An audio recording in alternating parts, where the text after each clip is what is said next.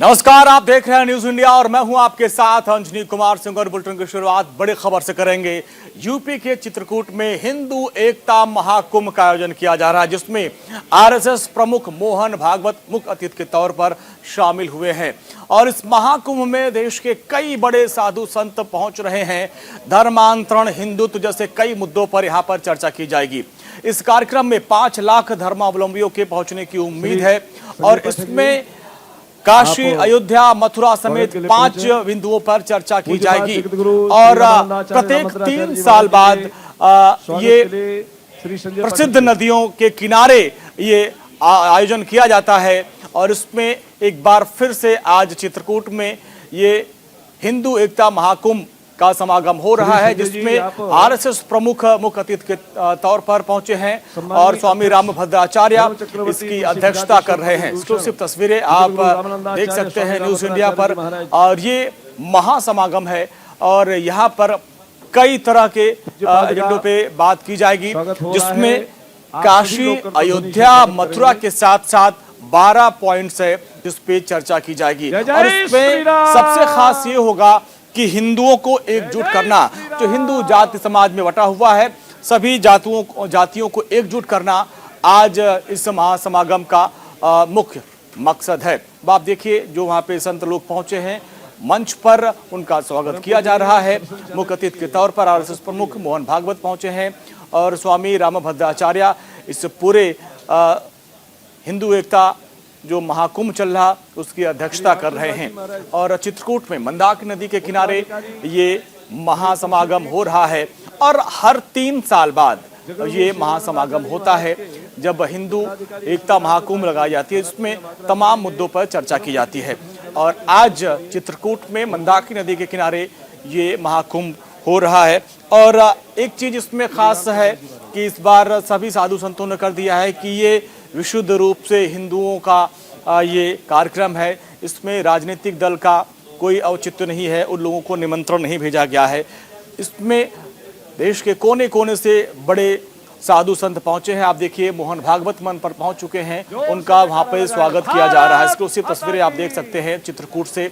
और सॉल उठाकर मोहन भागवत का यहाँ पर सम्मान किया गया, उनका स्वागत किया गया। रामभद्राचार्य जी महाराज स्वामी, उन्हीं की अध्यक्षता में ये कार्यक्रम का आयोजन किया जा रहा है।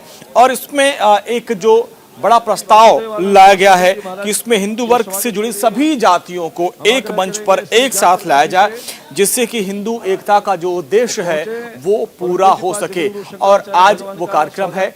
आप देखिए, कल कलश यात्रा निकाली गई थी, इसके बाद 15 और 16 2 दिन है, 2 दिन तक ये कार्यक्रम चलेगा। तो चित्रकूट में ये संत का महासमागम है। और आप देखिए, जो संत समाज के लोग पहुंचे हैं, मंच पर उनका स्वागत किया जा रहा है, उनका सम्मान किया जा रहा है। मोहन भागवत आरएसएस प्रमुख, आप देखिए, मुख्य अतिथि के तौर पर वहां पर पहुंचे हैं। और इसमें काशी, अयोध्या और मथुरा के साथ साथ 12 बिंदुओं पर चर्चा की जाएगी। और इसकी तैयारियां काफी लंबे समय से चल रही थी। 12 विषयों में सबसे बड़ा जो विषय होगा वो है हिंदू एकता को आगे रखना।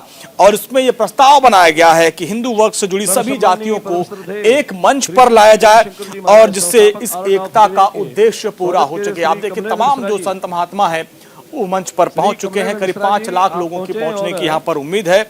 मंदाकिनी नदी के किनारे बसे प्रभु श्री राम के नगर चित्रकूट में आज ये महासमागम चल रहा है। हिंदू एकता महाकुंभ का आयोजन किया जा रहा है। तो आप देखिए, तमाम जो संत महात्मा है वहां पर पहुंच चुके हैं। और ये बताया जाता है कि हर 3 साल बाद हिंदू एकता महाकुंभ का आयोजन किया जाता है। और इसमें आप सभी तमाम जो बड़े संत महात्मा विद्वान हैं वो पहुंचेंगे और अपनी बातों को यहाँ पे रखेंगे। और जो एजेंडा है, जो मुख्य बिंदु है, उस पर चर्चा की जाएगी। हिंदुओं में कैसे एकता बढ़ाई जाए, कैसे जो जातियों में बटा हुआ हिंदू समाज उसको कैसे एक किया जाए, एक मंच पे लाया जाए। आज उसी को लेकर ये हिंदू महाकुंभ का आयोजन किया जा रहा है चित्रकूट में। और इसके अलावा इसमें देश में जो हिंदुओं की संख्या कम हो रही है उसको लेकर भी चर्चा किया जाएगा, उसके समाधान का प्रस्ताव रखा जाएगा। तो तमाम वो प्रस्ताव है जिस पर आज चर्चा होगी। और चुनाव से पहले इस तरह के जो कार्यक्रम है उस पर ऊपर भी विपक्ष लगातार सवाल उठा रहा है, लेकिन संतों का कहना यह विशुद्ध रूप से हिंदू एकता का कार्यक्रम है, ये कोई राजनीतिक कार्यक्रम नहीं है। और इसमें देश के कोने कोने से तमाम बड़े संत महात्मा और विद्वान पहुंचे हैं जो अपने अपने विचार आज यहाँ पर रखेंगे। और महाकुंभ में करीब 12 विषयों पर मंथन किया जाएगा और जो सबसे बड़ा मुद्दा रहेगा वो है हिंदू एकता।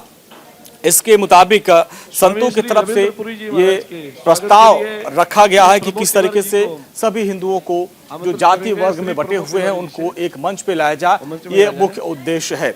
इसके अलावा काशी, मथुरा, अयोध्या को लेकर भी तमाम अलग अलग मुद्दों पे यहाँ पे चर्चा की जाएगी।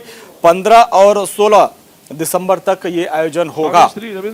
इस हिंदू महाकुंभ में पूरे भारत के तमाम जो नामी मठ हैं, मंदिर हैं, उनके धर्माचार्य, उनके मठाधीश पहुंच रहे हैं और लगातार सीधी तस्वीरें मैं आपको दिखा, एक्सक्लूसिव तस्वीरें आप न्यूज इंडिया पे देख सकते हैं जहां पर संतों का स्वागत किया जा रहा है मंच पर। और इसमें बताया जा रहा है कि बॉलीवुड के भी कुछ जो हस्तियां हैं वो लोग भी पहुंचेंगी। और तुलसी पीठाधीश्वर जगत गुरु स्वामी रामभद्राचार्य की अध्यक्षता में ये कार्यक्रम किया जा रहा है। चित्रकूट में पद्म विभूषण से सम्मानित है जगत गुरु स्वामी रामभद्राचार्य और उन्हीं की अध्यक्षता में ये कार्यक्रम का आयोजन किया जा रहा है। तुलसी पीठ के उत्तराधिकारी और कार्यक्रम के संयोजक आचार्य रामचंद्र दास हैं और उन्होंने कहा कि इसमें लव जिहाद, जनसंख्या नियंत्रण कानून समेत हिंदुत्व की रक्षा से जुड़े 12 मुद्दों पर चिंतन मंथन किया जाएगा, प्रस्ताव लाया जाएगा। शहर से लेकर गांव तक जाकर आमंत्रण भेजा गया है और इस भव्य आयोजन में श्री राम तपोभूमि और यहाँ चित्रकूट में देश के कोने कोने से 5 लाख हिंदू जुटने वाले हैं। एक्सक्लूसिव तस्वीरें आप न्यूज इंडिया पे देख सकते हैं। तमाम जो बड़े विद्वान हैं, संत हैं, वो पहुंच चुके हैं मंच पर। संत राम हृदय दास जी आपको इसके बारे में अगर हम बताएं तो हिंदू धर्म में महाकुंभ उत्सव को बहुत ऊंचा स्थान प्राप्त है और जो 4 पवित्र नदियां हैं उनके घाट पर हर 3 साल बाद ये समागम होता है। हिंदू एकता महाकुंभ का कार्यक्रम किया जाता है और जिसमें हिंदुत्व का उत्सव मनाया जाता है, हिंदू एकता की बात की जाती है और हिंदुत्व का सार समझाने की कोशिश की जाती है। और इस महाकुंभ का आयोजन आचार्य रामचंद्र दास जी के नेतृत्व में हो रहा है और राम की भूमि, भगवान राम ने जहां पर तपोवन में तपस्या की थी चित्रकूट में, ये वहां पर आयोजन किया गया। देखिए भीड़ है और ये उम्मीद है कि करीब 5 लाख यहाँ पर लोग जुटेंगे और इस कार्यक्रम में। साध्वी ऋतंभरा दीदी माँ जी का देखिए साध्वी ऋतंभरा देवी भी पहुंची हैं, उनका स्वागत वहां पर किया जा रहा है। चित्रलेखा जी, तो जितने बड़े संत हैं मंच पर हैं उनके स्वागत का कार्यक्रम, उनको शॉल देकर सम्मानित किया जा रहा है, उनका स्वागत किया जा रहा है। अब आप देखिए जो बड़े बड़े संत हैं, महात्मा हैं, विद्वान हैं, वो इस मंच पर पहुंच चुके हैं और थोड़ी देर बाद वो अपने अपने बातों को रखेंगे, अपने अमृत वचनों से हिंदू धर्म की एकता को बनाए रखने की बात करेंगे। और अभिनव पांडे हमारे संवाददाता हमारे साथ जुड़ रहे हैं। अभिनव, चित्रकूट में ये महासमागम है, हालांकि ये साफ कर दिया संतों ने कि कोई राजनीतिक मंच नहीं है, इसमें सभी संत जुड़ेंगे, इसमें काशी, अयोध्या, मथुरा के साथ साथ 12 विषयों पर चिंतन मंथन किया जाएगा। देखिए बिल्कुल, मैं बता दूं कि चित्रकूट में जो मंथन चल रहा है, जो समागम नहीं बल्कि ये संगम, आस्था का संगम कह सकते हैं अगर, वो जो चल रहा है उसमें जो भी साधु संत है उन लोगों ने साफ किया है कि ये किसी भी प्रकार का कोई राजनीतिक मंच नहीं है, न तो राजनीतिक इसे जोड़ा जाना चाहिए। ये सिर्फ और सिर्फ जो है हिंदू समुदाय और जो है भारतीय संस्कृति को कैसे बचाना है इसको लेकर है। और इसके अलावा जो है जो एक एजेंडा है, जो हिंदुत्व का जो एजेंडा है उस पर जो है, जो साधु संतों का जो अपना एजेंडा है उस पर जो है इस पर पूरी बात होगी। तमाम जो मंच सजा हुआ है, उम्मीद ये की जाती है कि यहाँ पर 5 लाख लोगों की भीड़ यहाँ इकट्ठा की जाएगी और उसमें जो है इस पूरी बात को रखा जाएगा। तो कुल मिला के मैं बता दूं कि चूँकि इस जो संगम है, जो आस्था का संगम इन लोगों का चित्रकूट में चल रहा है, उसमें सभी साधु संतों को वहाँ पर बुलाया गया है और उन्हीं को अपने अपने विचार व्यक्त करने की वहाँ पर विचार व्यक्त किया जाएगा।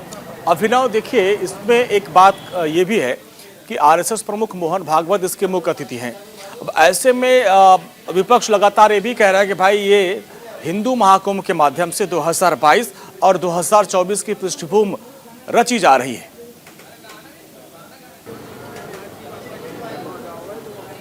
नहीं, देखिए, इसमें अखिलेश यादव ने ये कहा है, साफ आज कहा है कि जब जब चुनाव आते हैं, नज़दीक चुनाव आता है, वैसे वैसे जो है भारत में जो है भारतीय जनता पार्टी का हिंदुत्व जाग जाता है। और इस तरह के जो है इस तरह के आयोजन जो है भाजपा जो है लगातार करती है, और भाजपा इस तरह का हिंदुत्व का जो है अपने को एजेंडा तैयार करने की कोशिश की जाती है। अखिलेश यादव के ये बयान निश्चित तौर पर दिया है। हालांकि मोहन भागवत इस संगम में जरूर शामिल हो रहे हैं, मोहन भागवत, लेकिन चूंकि पहले भी भाजपा ने साफ किया है कि इससे हमारा कोई लेना देना नहीं है, भारतीय जनता पार्टी का इसमें नहीं है, ये साधु संतों का अपना समागम है। और इसमें अगर मोहन भागवत को वो विशेष अतिथि के रूप में अगर निमंत्रण देते हैं, अगर वो शामिल होते हैं, तो इसमें हर्ज ही किस बात का है, क्योंकि कोई भी किसी भी को भी बुलाकर किसी भी को मुख्य अतिथि के रूप में या वक्ता के रूप में बुलाया जा सकता है। लेकिन कहीं ना कहीं अगर आप इसको देखें तो जिस चश्मे से अगर समाजवादी पार्टी देख रही है कि इसको कहीं ना कहीं जो है इसको राजनीतिक रूप देने की कोशिश की जा रही है, और इसीलिए अखिलेश यादव ने ये टिप्पणी की है कि जब जब चुनाव नज़दीक आते हैं, भाजपा जो है हिंदुत्व का एजेंडा जो है वो तैयार करती है, और उसके जो है मंदिरों से लेकर तमाम जगहों पे, चूंकि राम मंदिर का बनने का शिलान्यास हो चुका है, अगर वह राम मंदिर तैयार हो रहा है, उधर काशी विश्वनाथ तैयार हो चुके हैं, तो ऐसी सूरत में जो है अब उत्तर प्रदेश में 2022 के चुनाव, और ऐसी सूरत में इस तरह का आयोजन जो है वो की जा रही है। चूंकि मोहन भागवत के इसमें शिरकत करने से और मुख्य अतिथि के रूप में शामिल होने से समाजवादी पार्टी जरूर इस बात को लेकर जो है वो परेशान है। अभिनव, देखिए, इसमें एक चीज साफ की गई कि राजनीतिक मंच नहीं है, और इसमें हिंदू एकता पर यहाँ पर संत अपनी अपनी बातों को रखेंगे, और जो 12 बिंदु हैं जिस पर आज चर्चा की जाएगी, और ये भी है कि प्रत्येक 3 साल बाद जो 4 पवित्र नदियां हैं, आज मंदाकिनी नदी के घाट पर चित्रकूट, ये पवित्र पावन नगरी है, उनके किनारे हिंदू महाकुंभ का आयोजन किया गया है। कहा जा रहा है कि जो हिंदू जातियां हैं, जो अलग अलग जातियां बटी हुई हैं, उनको एकजुट करना ये मुख्य मकसद है इस महाकुंभ का, और कई और प्रस्ताव हैं। देखिए, बिल्कुल, मैं बता दूं कि 12 एजेंडों को लेकर जो ये समागम होने जा रहा है, जो चित्रकूट में जो हो रहा है, उसमें साफ है। अगर आप देखिए तो जैसे हमारी कुछ लोगों से जब बात हुई थी, कुछ हिंदू जो संतों से जब हमारी बात हुई, तो उन्होंने कहा कि वक्फ बोर्ड जो है वो जो है उन लोगों का एक अलग होता है, उन लोगों का एक बाकायदे कैसे मुस्लिम धर्म को और बढ़ाया प्रचार प्रसार किया जाए, इस पर होता है। तब किसी समाजवादी पार्टी को कभी भी ऑब्जेक्शन नहीं होता किसी इस बात को लेकर। लेकिन जैसे ही हिंदू इकट्ठा होने जाते हैं, ये हमारा अपना है, हिंदुत्व है, भारत एक हिंदू राष्ट्र की तरफ अग्रसर है, ऐसी सूरत में उसको जो लेकर हिंदुओं को लेकर कोई भी जाति का हो जो है, लेकिन हिंदू समुदाय का अगर व्यक्ति है, तो उसको कैसे हम लोगों को एक मंच पर लाना है, एक तरह से जो उनको जोड़ना है, उनका अपना जो है क्या एजेंडा होना चाहिए, किस तरह से जो है हम धर्म को आगे बढ़ाना है, इन तमाम बातों को लेकर ये पूरा जो समागम है वो रखा गया है। लेकिन अगर इस पर कोई विपक्षी पार्टियां अगर इसको राजनीतिक चश्मे से देखती है, तो ये उनका अपना दोष है, उसमें कुछ किया नहीं जा सकता। अच्छा अभिनव, देखिए, काशी में अभी देखिए कॉरिडोर का उद्घाटन किया गया। आज अयोध्या में तमाम जो बीजेपी शासित राज्यों के मुख्यमंत्री पहुंच रहे हैं, राष्ट्रीय अध्यक्ष जेपी नड्डा भी वहां पर पहुंचे हुए हैं। इसके साथ साथ चित्रकूट में इस तरह का कार्यक्रम, ये लगातार ये जो कार्यक्रम हो रहे हैं, हालांकि सरकारी कार्यक्रम भी है और धार्मिक कार्यक्रम भी है, लेकिन इससे कहीं न कहीं आप देखिए, चाहे वो समाजवादी पार्टी हो, चाहे वो विपक्ष का नेता हो, वो लोग जो बयान दे रहे हैं, उनकी बौखलाहट भी सामने आ रही है, और कहीं न कहीं इससे बीजेपी को फायदा हो रहा है, क्योंकि वो बीजेपी के पिच में बैटिंग कर रहे हैं और नो बॉल दे रहे हैं। देखिए, भारतीय जनता पार्टी ये चाहती है कि अखिलेश यादव कुछ ना कुछ जो है उनके जो नेता है, जो प्रधानमंत्री हैं देश के, उनके लिए कुछ बोले। इस बात को लेकर अगर आप पिछले दिनों के जितने भी भाषण अगर प्रधानमंत्री के देखेंगे, तो उसमें अखिलेश यादव के ऊपर डायरेक्ट टिप्पणी है। ना तो उन्होंने प्रियंका वाड्रा पे टिप्पणी की, ना तो किसी मायावती पर कोई टिप्पणी की है। भारतीय जनता पार्टी ये चाहती है, और अखिलेश यादव का कल परसों का जो बयान था, जो प्रधानमंत्री के ऊपर बयान दिया गया था, निश्चित तौर पर उसको भारतीय जनता पार्टी ने हथियार लिया है। आने वाले विधानसभा चुनाव में जब भी प्रधानमंत्री का जब भी भाषण होगा, आप उस पर उसकी छाया उसको बहुत बहुत शुक्रिया उस पूरी बातचीत के लिए, बहुत बहुत शुक्रिया उस पूरी बातचीत के लिए। और अभी की इस वक्त की एक और बड़ी खबर आ रही है, सोनिया गांधी ने महाराष्ट्र के मुख्यमंत्री उद्धव ठाकरे से बात की है, उनको फोन किया है, उनसे बात की है, विपक्षी एकता को बनाए रखने की अपील की है। कहीं न कहीं थोड़ा सा मतभेद चल रहा था, और कांग्रेस के लोग नाराज थे अपने ही गठबंधन की सरकार के, क्योंकि उनका कार्यक्रम था, उनको वहां पे रद्द किया गया था, उनकी रैली को वहां जगह नहीं मिली थी। इसके बाद से लगातार सोनिया गांधी विपक्षी पार्टियों को एकजुट करने की कोशिश कर रहे हैं। और दीपक चौबे हमारे संवाददाता, दीपक, ममता बनर्जी क्या फ्रंट फुट पर आई हैं, उसके बाद से सोनिया गांधी लगातार विपक्षी दलों को एकजुट करने की कोशिश कर रहे हैं, हालांकि इसमें टीएमसी नहीं है। जी देखिए अंजलि, अगर बात की जाए तो लगातार कांग्रेस जो उनके जो और सहयोगी उनको साथ में लाने के लिए कवायद तेज कर दी। इससे पहले भी कुछ दिन पहले ही राहुल गांधी से मुलाकात हुई थी संजय राउत की उनके घर जाके। तो लगातार आज जैसे ही सोनिया गांधी ने उद्धव ठाकरे को फोन किया, करीब ये 15 मिनट तक बात हुई। लगातार महंगाई और जो 12 सांसद जो राज्यसभा से निलंबित है उसको लेकर चर्चा हुई और किस तरीके से बीजेपी का घेराव किया, जो केंद्र सरकार है उसका घेराव किया जाए, किस तरीके से आगे की रणनीति हो, इस पे लगातार सोनिया गांधी लगातार फ्रंट फुट पर आकर खेल रही है और लगातार वो केंद्र सरकार को घेरने के लिए है और ये वो चाहती है कि जो छोटे छोटे दल हो, चाहे कोई भी पार्टी हो, उसको अब साथ लेकर बीजेपी को टक्कर दे। अंजनी, चलिए, थैंक यू दीपक। और इस वक्त बड़ी खबर आपको बताएंगे और जिस तरीके से हेलीकॉप्टर हादसा हुआ था उस हादसे से जुड़ी इस वक्त एक बड़ी खबर आ रही, बड़ी जानकारी आपको देंगे। वरुण सिंह अब हमारे बीच नहीं रहे, ये एक दुखद खबर आ रही है। ग्रुप कैप्टन वरुण सिंह का निधन हुआ। काफी लंबे समय तक वो जिंदगी की जंग लड़ रहे थे और अब वो जिंदगी की जंग हार गए। ये हमारे पास एक बड़ी जानकारी आ रही है, दुखद खबर आ रही है और काफी समय तक उन्होंने जिंदगी की जंग लड़ी, लेकिन अभी जो हमारे पास जानकारी आ रही है, एक दुखद खबर आ रही है। ग्रुप कैप्टन वरुण सिंह अब नहीं रहे, उनका निधन हो गया। कुन्नूर हेलीकॉप्टर हादसे में एकमात्र वो जिंदा बचे थे जिनका इलाज चल रहा था बेंगलुरु में, और अब जो हमारे पास खबर आ रही है वो नहीं रहे और वो शहीद हो गए। उनके निधन की खबर सामने आ रही है। बेंगलुरु के कमांड अस्पताल में उनका इलाज चल रहा था और अभी जो हमारे पास खबर आई अब हमारे बीच नहीं रहा। हालांकि उनकी स्थिति गड़बड़ चल रही थी, लेकिन बीच बीच में कुछ राहत की खबर आती थी कि उनकी हालत स्थिर है, लेकिन अभी जो हमारे पास खबर आई कि ग्रुप कैप्टन वरुण सिंह अब हमारे बीच नहीं रहे। देवरिया के लाल को आज पूरा भारत नमन कर रहा है और अब वो हमारे बीच नहीं रहे हैं और उनकी हालत काफ़ी लंबे समय से गंभीर बनी हुई थी और इस हेलीकॉप्टर हादसे में एकमात्र वो जिंदा बचे हुए थे। लेकिन अभी जो दुखद खबर आ रही है, अब वो आखिरी उम्मीद की किरण भी टूट गई। अब वरुण सिंह हमारे बीच नहीं रहे। इकलौते जीवित थे वायुसेना के ग्रुप कैप्टन वरुण सिंह, जो बेंगलुरु के कमांड अस्पताल में उनका इलाज चल रहा था। लेकिन अभी इस वक्त सबसे दुखद खबर आई है जो हर देशवासियों को झकझोर दिया है। वरुण सिंह हमारे बीच नहीं रहे। सबसे कुशल पायलट थे और जब वो हेलीकॉप्टर लेके जा रहे थे तो सबको एक बड़ा भरोसा था कि वरुण सिंह आए तो कोई हादसा नहीं हो सकता, लेकिन होने को कुछ और मंजूर था। जिंदगी की जंग लड़ रहे थे और अब खबर आ रही है कि वो हमारे बीच नहीं रहे। दरअसल 8 दिसंबर को तमिलनाडु में एक भयानक हेलीकॉप्टर हादसा हुआ था जिसमें 13 लोग शहीद हो गए थे, जिसमें सीडीएस थी, उनकी पत्नी और तमाम जो हमारे सेना के जवान थे वो शहीद हुए थे। उसमें एकमात्र वरुण सिंह जो जीवित थे, जो गंभीर रूप से घायल थे, उनका इलाज अस्पताल में चल रहा था। लेकिन अब जो हमारे पास खबर आ रही है, अब वरुण सिंह हमारे बीच नहीं रहे। वरुण सिंह का इलाज बेंगलुरु के कमांड अस्पताल में चल रहा था जहां पर वो लाइफ सपोर्ट सिस्टम पे रखे गए थे, लेकिन अब वो जिंदगी की जंग हार गए हैं। हमारे बीच नहीं रहे वरुण सिंह। देश के इतिहास में सबसे भीषण हादसों में से एक था जिसमें chief of defence staff general, उनकी पत्नी और बाकी लोगों का निधन हुआ था।